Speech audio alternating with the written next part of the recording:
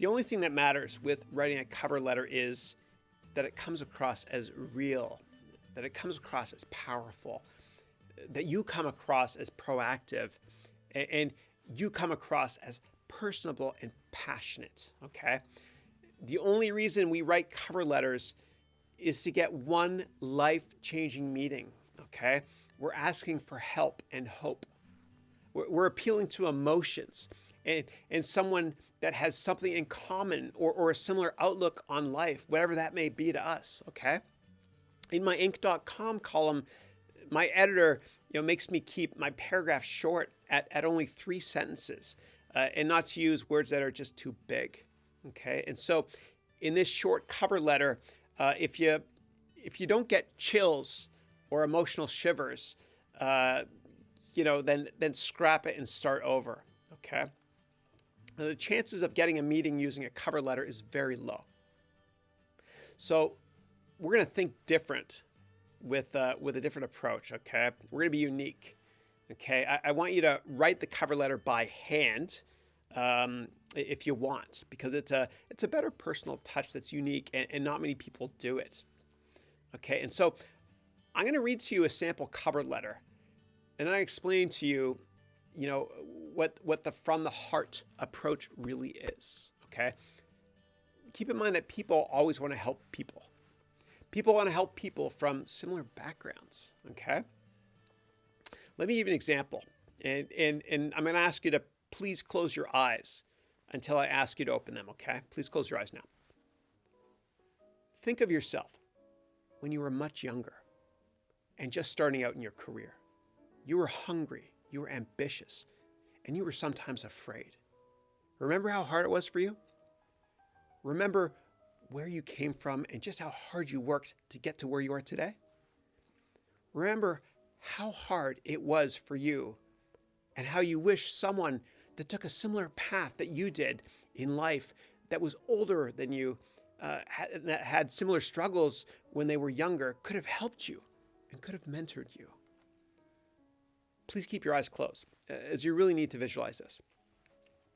If you only had someone that took the same path as you did years before, that could have guided you and helped you, and they didn't ask for anything ever in return. All they did was they wanted to help you because you reminded them of you when they were younger. Now think of someone that is at least 25% younger than you are right now. This person was born in the same hometown as you were. They went through the same struggles that you did. They need to be guided and helped by you. You don't want anything in return. You just want to help them as they remind you of you when you were younger. They remind you of the younger you. The younger you was motivated. The younger you was sometimes insecure and naive, but in a good way. Keep your eyes closed. We're almost done. Think of yourself tomorrow.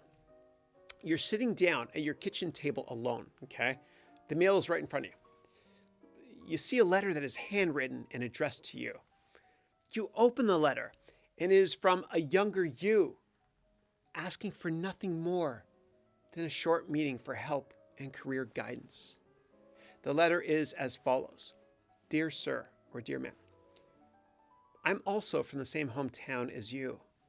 I arrived here a few years ago, and I'm also a graduate of the same school as you. I'm also passionate and very interested in the same industry that you're working in. I humbly ask if you can please spare a few minutes to meet with me at your company any time that works for you in the next few weeks. Please find attached my resume. Thank you very much for your time. I really, really appreciate it, sincerely. Okay, please keep your eyes shut for about 20 more seconds. I've got a question for you, actually. If you got this letter, answer this question for me, okay? If you got this letter and you read it, would you meet with this person? Open your eyes. And please remain in this peaceful state, okay? This is the state you need to be in when you write a cover letter, okay? We need to find people on LinkedIn that are similar to you or me, that have similar life experiences, that come from the same place, that work at a company or in an industry that you want to work in. We need to ask them for a meeting, okay? So here's an example. Hope all is well. I'm also a graduate of X University, and I'm here from the same hometown as you're from. And I actually proudly served in our country's armed forces when I was younger. And please let me know if you have 20 minutes to please meet with me, as I would love to humbly ask you for some career advice and to discuss my passion, for the technology industry and how you became incredibly successful in this industry. I have some software experience from my experiences in the Army overseas, and I have taken several software programming courses during the evenings. Please find attached my resume. Thank you very much for your time. I really appreciate it, sincerely. Please know that people always want to help you, especially those that have had similar life experiences, okay? Now, if the company requests a cover letter from you, then here's the template I want you to use, okay? And I'll attach actually in this exercise as well, okay? I want you to write it by hand, but if they request it in electronic format, then use this format here, okay? And I attached a template called Cover Letter Template in Microsoft Word, okay? Now, you can create your own version of this, and you can make it more pleasant as well. It's not like the Harvard Business School resume format. You can be a little artistic with it as well if you want, okay? So here we have green highlighted sentences in this template. And the green highlighted sentences are my comments, and of course should be removed after you read them. Okay, and I created a couple of versions of this document. You have your name, address, etc. to complete at the top, as well as your LinkedIn profile, which we'll cover later. So don't worry if you don't have a fantastic LinkedIn profile yet. Then we have today's date, their name, their title, their company, and their address. Okay, and addressing them as their first name or Mr. or Mrs. or whatever you want. It's completely up to you. Okay. I want to use please and thank you at least once in this letter.